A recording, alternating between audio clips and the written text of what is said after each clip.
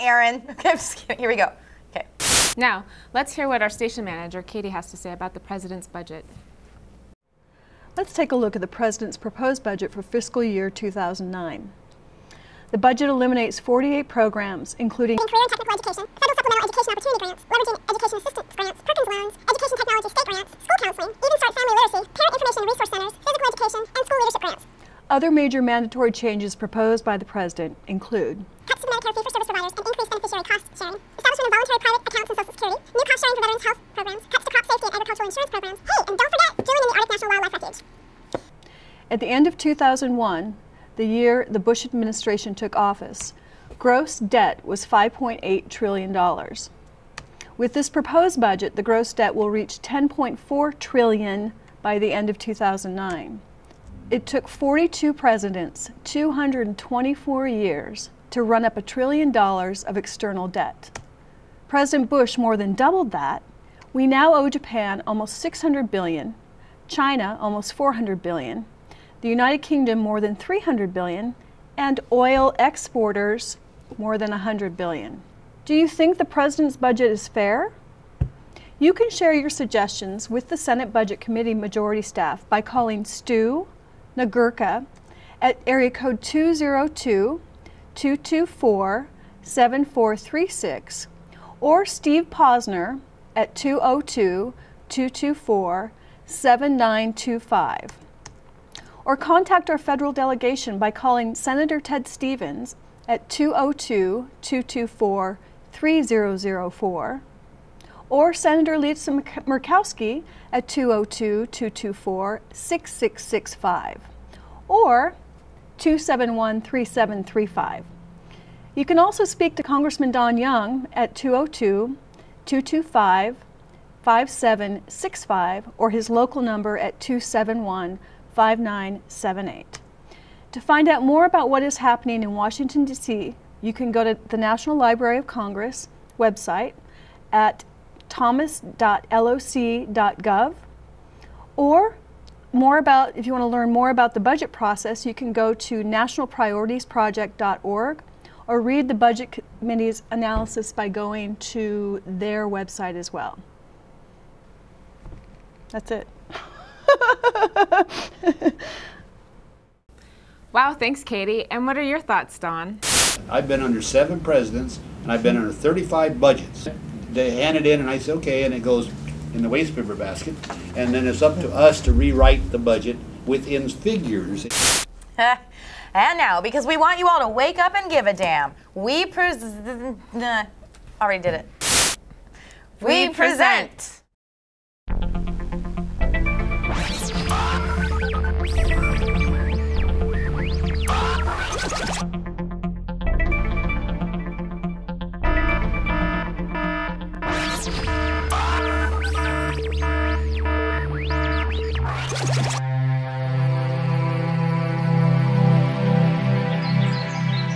Humanity realized.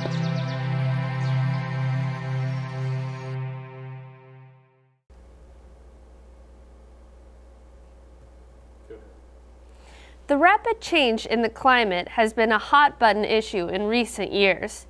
Many companies have begun to make changes from within to ensure that they are more eco-friendly.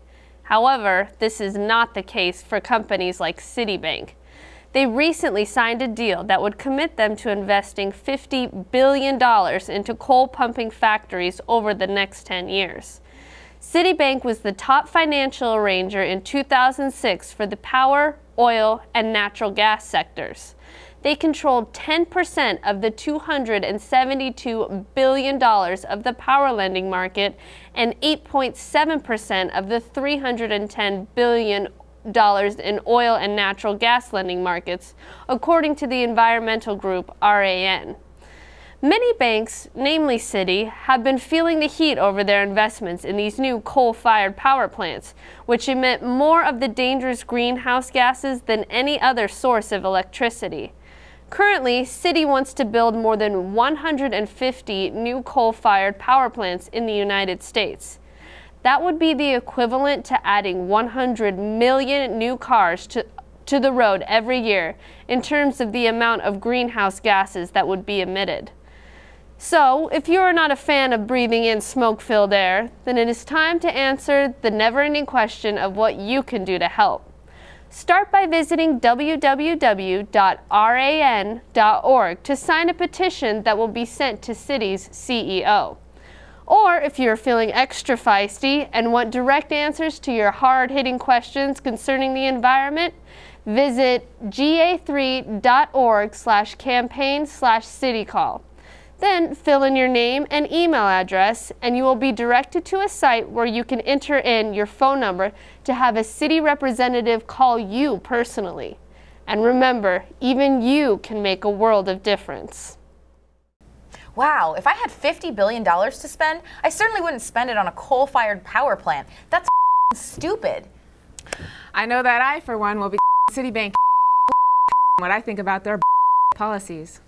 Now, let's hear what our friend Shane has to say about conserving energy.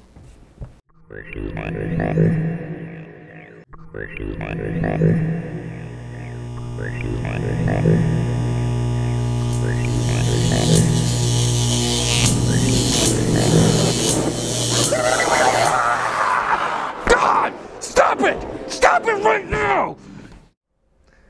Here's a thought. I can see the arguments against modern, accessible, affordable energy.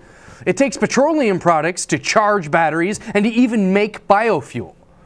Or maybe you feel the hybrid option means settling for a weak engine or a tiny vehicle. The fact of the matter is, buying into these technologies raises the demand for better, cheaper versions of these technologies. Becoming aware is the hard part. Simple attention to household appliances and other energy drainers both will save you and everyone else on energy costs.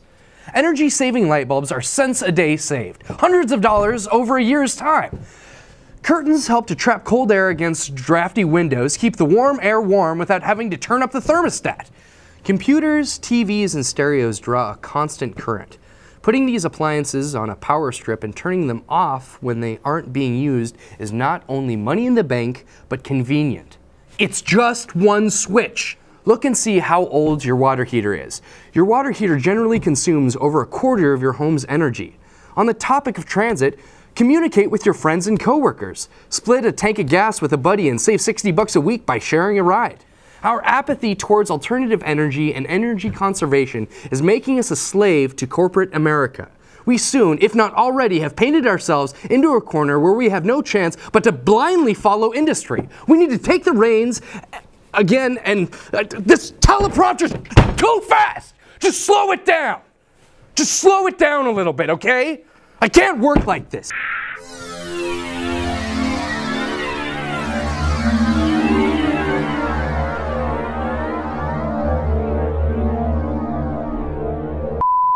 We need to take the reins again and tell them what we want.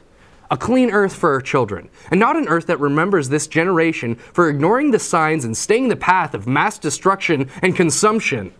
Will we be the generation who let the chance of a sustainable environment slip through our fingers because it wasn't cost effective enough? Here's a thought. We can't afford not to take responsibility now. Thanks, Shane. And remember, this is the last episode where Shane will be presenting his ideas. From here on out, Ideas for Thinking will be a place for you to speak your mind to your community. For thinking.